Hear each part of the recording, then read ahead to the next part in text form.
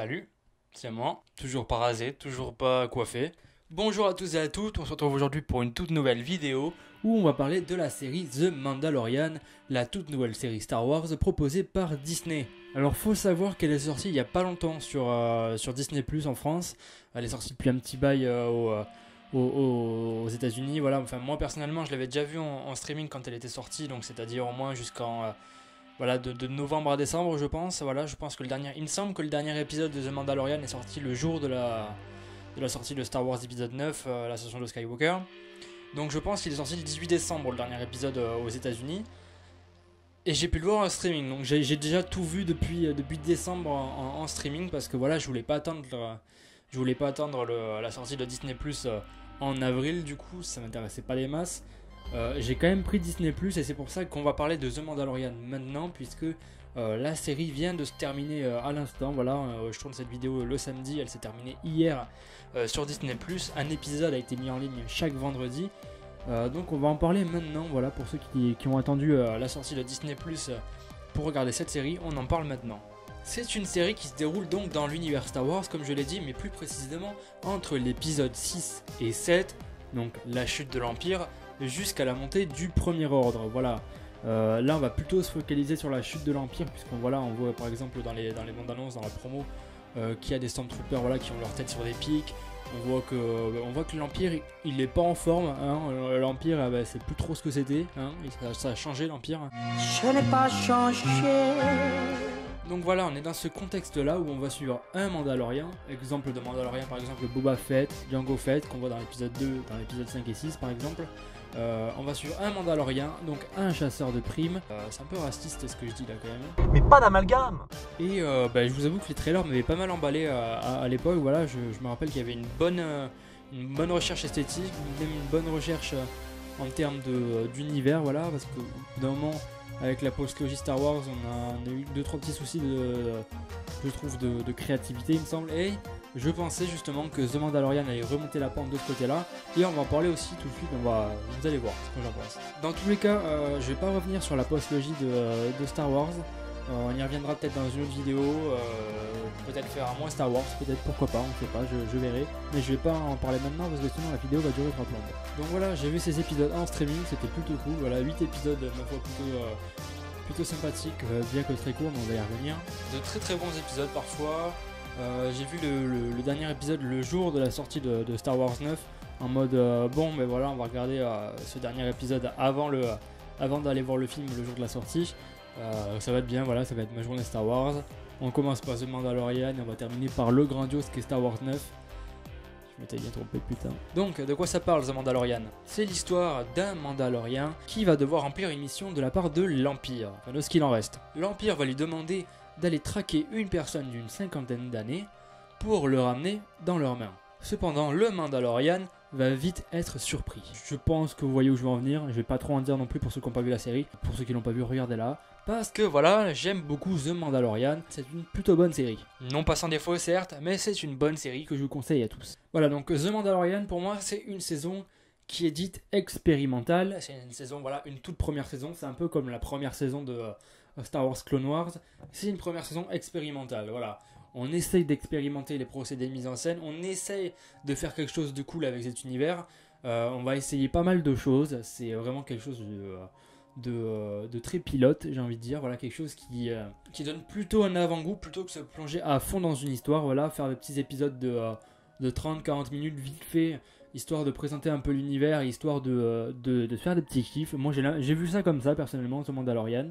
Un peu comme la première saison de The Clone Wars avec pas mal d'épisodes filaires qui ne servent pas à grand chose, mais qui sont très divertissants pour la plupart. Donc pour moi, la première saison de The Mandalorian, c'est ça, c'est une saison expérimentale.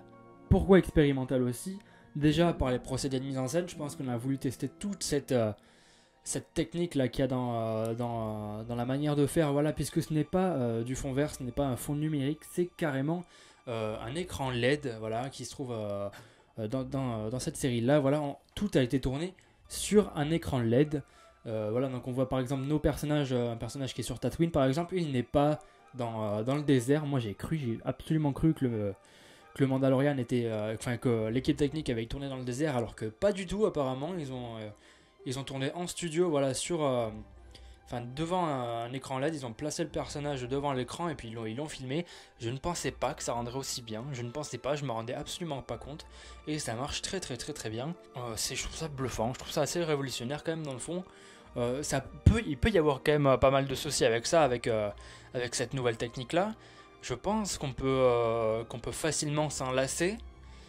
On verra ça par la suite avec si de nombreuses productions vont en faire usage aussi. Je pense qu'on peut vite s'en lasser et que cet aspect un peu artisanal va se perdre un petit peu, je pense. Mais je pense que voilà, la plupart des grands réalisateurs et des bons réalisateurs vont rester sur faire leur propre photographie et travailler en décor réel et en lumière réelle, je pense. Pourquoi ne pas se donner un challenge? Voilà. C'est un peu, sinon c'est trop facile, ça peut vraiment être trop facile. Et je pense que la série a vraiment fait ça pour son manque de budget, puisque quelquefois ça fait très cheap, je trouve, voilà, très cheap.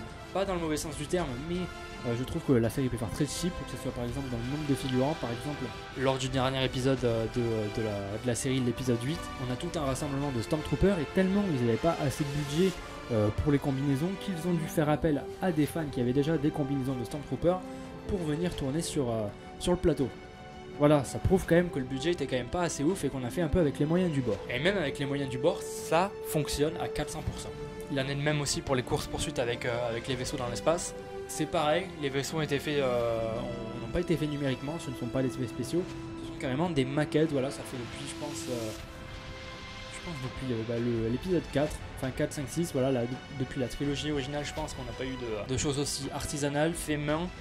Et pas numériquement, j'ai rien contre le numérique, hein, loin de là, j'aime bien le numérique, je pense qu'on a toujours fait du numérique, je vois pas où est le mal avec le numérique, mais c'est plutôt cool, voilà, d'avoir ce genre d'hommage là à la trilogie originale, ça fait plaisir. Donc voilà, c'est une saison qui va expérimenter, voilà, qui va tenter de trouver sa place dans l'univers Star Wars, et qui pour une première saison le fait très très très très bien. Ils vont faire ça aussi par des épisodes qui ne servent absolument à rien. C'est dommage, mais bon, c'est comme ça, hein, voilà, des épisodes filaires, je pense qu'on en a dans pas mal de séries. Donc encore une fois The Clone Wars, la première saison en tout cas, parce que je suis en train de commencer là, The Clone Wars, et je suis devant la première saison. Je trouve pas ça ouf pour l'instant, mais ça a le mérite de divertir. Donc des épisodes qui ne racontent rien, ça fait vraiment un épisode sur deux, genre un épisode qui va se focaliser sur l'histoire principale, et puis un épisode qui va ralentir le rythme et qui va faire autre chose que ce qu'il est censé faire, donc genre faire avancer l'histoire. Par exemple l'épisode 1, voilà, le personnage va aller à la conquête de sa proie qu'il doit chasser. Et dans l'épisode 2, il va avoir trouvé sa proie, mais il va pas pouvoir rentrer parce que des Jawas lui ont niqué son vaisseau, par exemple. Et on a ça plusieurs fois. Bon, après, je dis pas que les épisodes filaires sont mauvais, loin de là, il y en a de très très très très bons. Et comme par exemple, voilà, l'épisode 6 qui se passe dans la prison, que je trouve absolument merveilleux. Mais on va pas se le cacher, il ne raconte pas grand chose, et ce sont par exemple des histoires à part. Il n'en enlève rien à l'efficacité des épisodes, parce que tous les épisodes sont efficaces. Ils durent quoi? Allez, la plupart durent moins de 40 minutes. Générique compris. Je sais pas pourquoi on a fait ça. Je vais pas m'en plaindre. Je pense que voilà, au moins je préfère avoir des épisodes de 40 minutes plutôt que des épisodes de 1 heure qui ne servent pas à grand chose et qui sont très très lents. Voilà, big up à The Walking Dead. Donc le rythme est très efficace. Ça ne s'arrête pas. Moi je me suis pas emmerdé à un seul épisode, mais alors pas du tout. Le rythme est effréné. Ça ne s'arrête pas. Il y en a partout. Il y a des courses-poursuites, des combats au pistolet laser, des combats au corps à corps, des passages plutôt mignons aussi, parce que voilà, on a ce merveilleux personnage qui est Baby Yoda. Je vois que pas mal de gens aiment s'acharner dessus, je ne comprends pas pourquoi on s'acharne sur Baby Yoda.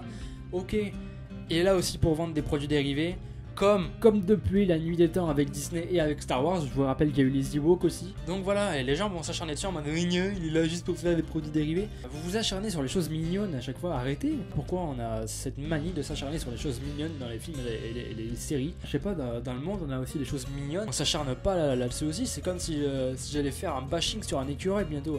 Est-ce que des gens se sont acharnés sur Gizmo dans Gremlins parce qu'il était mignon? Je veux bien qu'il soit là pour vendre des produits dérivés, et encore que, parce que je trouve que Baby Yoda est vraiment essentiel et l'histoire et que c'est le point central de toute la narration.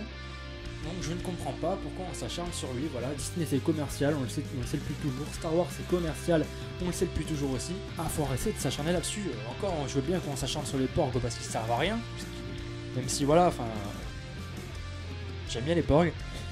Je veux bien qu'on s'acharne sur les porgs parce qu'ils servent à rien, ils ne servent à rien en même temps. Mais Baby Yoda sert à quelque chose. C'est ça le truc. Baby Yoda sert à quelque chose. Et même encore, Quand on s'acharne sur l'époque, ça m'énerve un peu puisque il faut des choses mignonnes dans chaque univers. Il faut des choses qui ne servent à rien dans chaque univers. Il faut créer une faune et une flore dans chaque univers. Tiens, si on crée des oiseaux plutôt mignons qui correspondent bien à notre environnement, c'est ce qu'ils ont fait, et on s'acharne là-dessus. On va pas créer des animaux hideux juste pour créer des animaux hideux, ça ne sert à rien. Si vous voulez, je peux m'acharner contre mon chat parce qu'il est mignon aussi, il y a pas de souci. Et je suis sûr qu'il y a plus de peluches de chats que de bébé Yoda. Hein. Et les chats, c'est commercial aussi. Le ratio, c'est commercial. La mise en scène est plutôt pas mal, voilà, c'est bien foutu. On a plusieurs personnes qui ont réalisé chaque épisode. On a Dave Filoni qui s'est occupé de la série Clone Wars. On a également Bryce Dallas Howard, voilà, la superbe actrice qui a joué dans Jurassic World par exemple, qui réalise un épisode et qui le fait plutôt bien. On a Taika Waititi, le réalisateur aussi de récemment Jojo Rabbit ou encore Thor Ragnarok. J'aime bien dire Ragnarok au lieu de Ragnarok, c'est cool. On en a pas mal et ils le font plutôt bien leur boulot, ça marche plutôt bien. Et derrière on a le showrunner qui est Jon Favreau, que je n'aime pas du tout, j'aime pas du tout Jon Favreau. Pour moi il a fait... Enfin, pour moi c'est un yes man ce type un peu, hein. Je suis désolé pour ceux qui aiment bien ce type, mais je trouve que c'est un yes man. Iron Man, le premier du nom, je le trouve oubliable. Iron Man 2, je trouve que c'est pire qu'oubliable. Le livre de la jungle, je sais même plus... je crois qu'il m'avait pas marqué non plus. Et le Roi Lion, c'est la plus grosse arnaque du siècle. Yes man un petit peu, yes man un jour, yes man toujours. Et oui, non, ça se ressent un petit peu aussi par là. Je vois qu'il a voulu instaurer un peu sa patte typique Iron Man dans cet univers-là. Et des fois ça marche, des fois ça ne marche pas du tout. La photographie est très jolie, elle est plutôt très soignée, plutôt impeccable. On a des plans plutôt larges parfois et assez maîtrisés dans l'ensemble. C'est propre, c'est soigné. Et c'est très épuré par moment. Même si voilà, je me pose encore quand même pas mal de questions par rapport à cet écran LED. Est-ce que c'est lui qui fait toute la photographie du truc? Puisque j'ai l'impression que tous les reflets que l'on voit, toutes les lumières que l'on voit, par exemple les couchers de soleil, par exemple le climat durant le climat dans les planètes, j'ai l'impression que c'est un peu l'écran LED qui fait tout. Je ne sais pas, il va falloir qu'on se renseigne là-dessus parce que si c'est l'écran LED qui fait tout, je crois que ça va vite me gaver. Mais bon, je peux comprendre pour le manque de budget. Les effets spéciaux sont impeccables, voilà, donc on a du décor réel, on a des effets spéciaux qui sont plutôt bien, qui rendent vraiment hommage à la trilogie originale, je trouve. Même dans l'explosion de vaisseau, au moins il y a une course-poursuite en vaisseau dans l'espace et il y a une explosion de vaisseau, et je trouve que ça ressemble énormément aux explosions de la trilogie originale, donc il y a un respect pour cette trilogie originale. De toute manière, on a compris, hein, Disney adore sucer la trilogie originale. On a des personnages très attachants, on a un Mandalorian qui est assez complexe par moments, voilà, même s'il oublie pas mal ses problèmes psychologiques parce qu'il en a, voilà, c'est un personnage qui est vraiment très axé sur l'enfance, qui a vraiment pas mal de problèmes avec son enfance, et je trouve qu'on perd un peu de ces problématiques là dans certains épisodes, mais ça a le mérite de se rattraper après. On a un bébé Yoda plutôt convaincant, voilà, il a de la force, il est mignon, il sert à quelque chose. Pour moi c'est plutôt un bon personnage. Bon, après voilà, je reste un peu sceptique sur l'âge qu'il a, voilà, 50 ans, ça me paraît un petit peu vieux pour la forme dont il a vraiment. Après à voir, je ne sais pas comment ça peut se développer par la suite, s'il faut c'est moi qui ai tort, mais selon moi c'est un petit peu chelou. J'adore la relation qu'a le Mandalorian avec bébé Yoda, voilà, une relation un peu père-fils, un peu à l'image du cinéma de Taika Waititi, justement voilà, qui est vraiment axé sur l'orphelin, sur l'orphelinat, comme là, dans la plupart des films de Taika Waititi, voilà, sur le manque d'un père, sur le manque d'un esprit paternel, je trouve, et ça se reflète plutôt bien, voilà. La relation est plutôt sympa, plutôt bien écrite. À voir dans les prochaines saisons comment ça va se développer, parce que je considère encore une fois cette saison comme expérimentale et je peux pas lui en vouloir sur certains points puisque c'est une première saison, c'est une saison pilote. Après on a d'autres personnages, voilà, on a un personnage féminin qui est super cool, super badass, qui est plutôt bien écrit, voilà. On a le personnage de Giancarlo Esposito qui a joué dans Breaking Bad aussi, qui joue un méchant plutôt convaincant dans les 2 derniers épisodes. À voir pour la suite encore une fois parce qu'on ne sait pas, voilà, on ne sait pas ce que ça va devenir. Mais même après en termes de créativité, ça le fait totalement. Voilà, on a des nouvelles choses, des nouvelles planètes. On a des planètes beaucoup plus typiques, j'ai envie de dire, des choses. Enfin, je sais pas, au bout d'un moment, ça m'emmerdait de voir de la mer, du sable et de la neige dans Star Wars. Au bout d'un moment, ça commençait à me saouler. Là, non, voilà, on a des planètes grises avec de la lave. Bon, on a aussi des planètes désertiques, hein, on retourne sur Tatooine à un moment. Mais c'est pas forcément un défaut, je trouve. Ça se fait plutôt bien. Et puis voilà, il y a du fan service, mais je trouve que c'est plutôt bien dosé. Voilà, voir cette cantina vide sur Tatooine, ça marche très bien. Puis même, j'aime bien quand on explore l'univers à 400%. Là, on voit que le personnage de Mandalorian, à un moment, va dans le camion des Jawas à un moment. J'aime bien ce genre de choses, j'aime bien qu'on fasse attention aux petites choses d'un univers, ça me plaît énormément. Donc j'ai envie de dire qu'il y a de la créativité, voilà, la prison spatiale c'est génial. Il y a des nouvelles espèces, voilà, on a des sortes d'orques à la Seigneur des Anneaux au moment dans l'épisode 4. Et ça marche bien, c'est plutôt cool, j'aime bien. Donc pour moi il y a tout un esprit plutôt créatif et original dans cette série là. Et ça fait le taf, ça fait le job.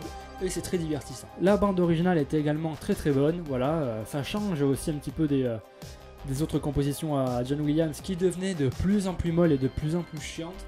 Ah putain, on a perdu notre John Williams dans l'épisode 9, je ne le reconnaissais plus, je ne trouvais plus ses compositions si riches et si excellentes. Là c'est Ludwig Göransson, le compositeur de Black Panther et de la saga Creed, qui s'occupe de la bande originale et qui le fait très très bien. Voilà, au moment il y a une scène avec des sortes de Stormtroopers sur des bikes, voilà, sur des sortes de Harley Davidson de l'Empire. Ils sont là, voilà, ils sont sur leur moto. Et à un moment, t'as des sortes de basses comme ça, là, un peu en mode, ouais, ils écoutent du rap et tout.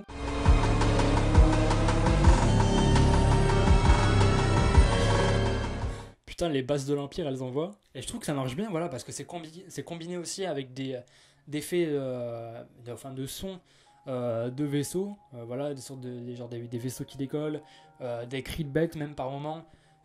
Donc ça le fait bien, c'est très Star Wars en même temps. Le thème principal du Mandalorian est très maîtrisé et reste en tête. Ça fait longtemps chez Star Wars. Donc voilà, niveau bande originale, c'est plutôt bien foutu. Et après, en termes de scénario, des fois ça va, des fois ça va moins. On a des incohérences par-ci par-là qui vont cacher bien entendu des facilités scénaristiques, des choses qu'on explique dans un épisode et qui sont remis en cause dans la suite, dans le prochain épisode. C'est dommage, voilà, c'est un peu le b.a.-ba quand on écrit un scénario, c'est un peu l'erreur du débutant, mais ça fait chier un peu, oui ça fait chier. J'ai pas envie de dire que c'est pas grave, ça fait un peu chier. Il n'y a pas vraiment de réel trame narratif comme je l'ai dit, des fois ça peut être un petit peu vite sur certains épisodes filaires, de remplissage et de transition, mais ils ont le mérite d'être efficaces et divertissants et plutôt créatifs. Donc voilà, Mandalorian, j'aime beaucoup cette série, voilà, c'est une sorte d'épopée intergalactique plutôt sympathique, voilà, où on va avoir une relation entre deux personnages qui va se construire au fur et à mesure des épisodes. Voilà, un personnage qui va vouloir protéger un enfant, voilà, par rapport à l'enfance qu'il a eu, des personnages qui ont beaucoup de points communs. De cela va se dégager, je trouve, une complexité dans un univers qu'on n'avait pas eu depuis longtemps, voilà. Des fois c'est plutôt trash, des fois c'est beaucoup plus mature que ce qu'on a eu dernièrement avec la post-logie. Putain, vous devez croire que je défonce la post-logie, mais en fait pas du tout, j'aime bien la post-logie moi. Des choses beaucoup plus matures, un peu plus trash, un peu plus violentes. J'attends avec impatience cette saison 2, j'attends de voir ce qu'ils vont en faire, j'attends de voir où ils vont aller, parce que j'ai l'impression qu'ils vont plutôt se diriger du côté des Jedi dans cette saison 2. Donc j'ai hâte de savoir ce que ça va donner. J'ai aussi hâte de savoir comment le Premier Ordre est né des cendres de l'Empire, comment il est remonté à se lancer dans l'épisode 7. J'espère qu'on va avoir pas mal de petites réponses là-dessus. D'ailleurs, putain, vous avez remarqué vous aussi que le thème de bébé Yoda, il ressemble énormément au thème de Kylo Ren.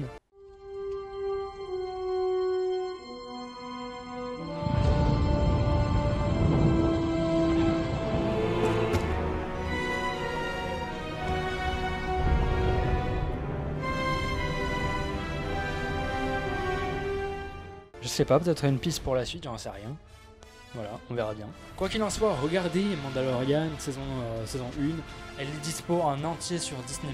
Vous avez 7 jours gratuits sur Disney+. Je pense que vous avez largement de tenter ça, même s'il n'y a pas grand chose qui vous plaît sur Disney+. Même si je trouve qu'il y a de bonnes choses sur Disney+, peut-être qu'on y reviendra un de ces 4. Regardez ce Mandalorian, ça le fait, c'est plutôt cool, c'est très divertissant. Regardez-le. Voilà, on se retrouve la prochaine fois pour une toute nouvelle vidéo. Et à la prochaine. Bisous. Ciao.